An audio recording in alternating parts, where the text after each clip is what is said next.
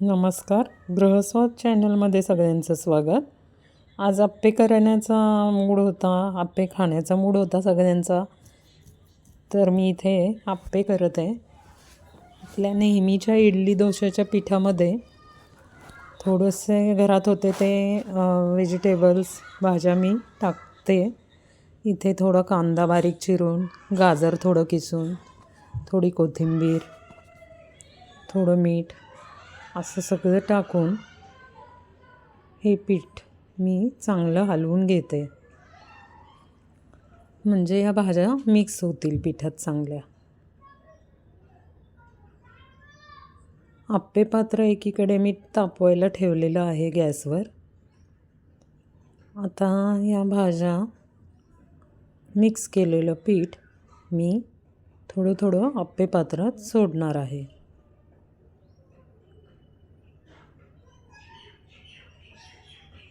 त्याच्यासाठी थोडं ग्रीसिंग करण्यासाठी थोडं थोडं तेल या आप्पे पात्रात मी सगळ्या आप्प्यांच्या खाच्यांमध्ये टाकून घेत आहे, जेणेकरून आपले आप्पे सहज पलटी होतील आणि लास्टमध्ये निघतील सुद्धा व्यवस्थित.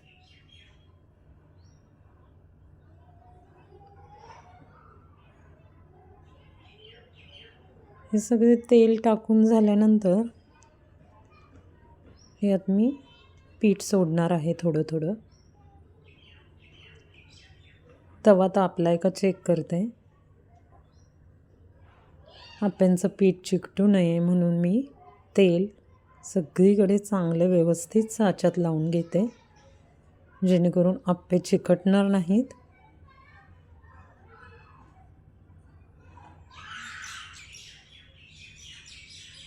मध्ये मी तेलही नाही टाकलं आणि आप्प्यांचं मी पीठही नाही टाकणार, कारण की हे भांडं थोडंसं पातळ आहे आणि मधले आप्पे चिकटण्याचा संभव जास्त दिसतो आहे, म्हणून मी कडेकडेनीच हे पीठ टाकणार आहे.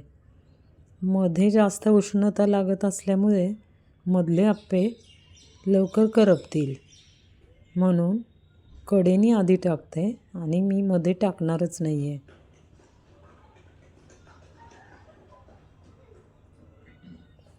अशा पद्धतीने चमच्याने थोडं थोडंसं पीठ कडेच्या सगळ्या साच्यांमध्ये टाकून घेतलेलं आहे. आता झाकण लावून ठेवून 5 मिनटं वाट बघूया, जेणेकरून एक बाजू व्यवस्थित शिजेल.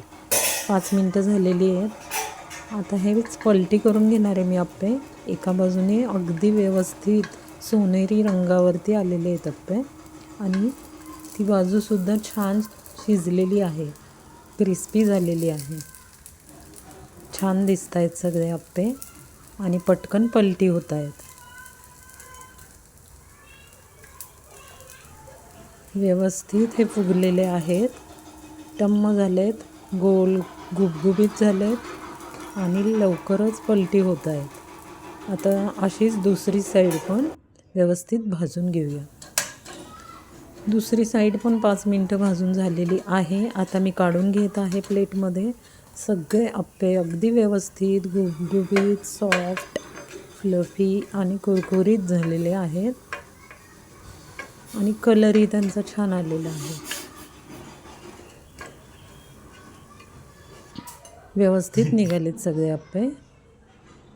इथे बघा सगळे सोनेरी व्यवस्थित झालेले आहेत. आता आप्पे चटणीबरोबर खाण्यासाठी तयार आहेत. एक आप्पा मी कट करून फोडून दाखवत आहे.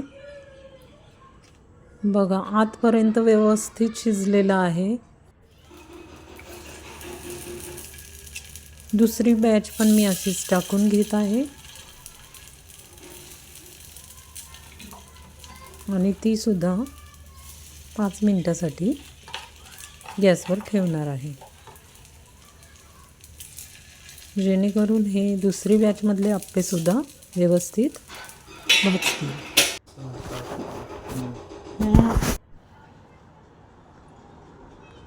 हिरव्या चटणीबरोबर हे आप्पे तयार आहेत.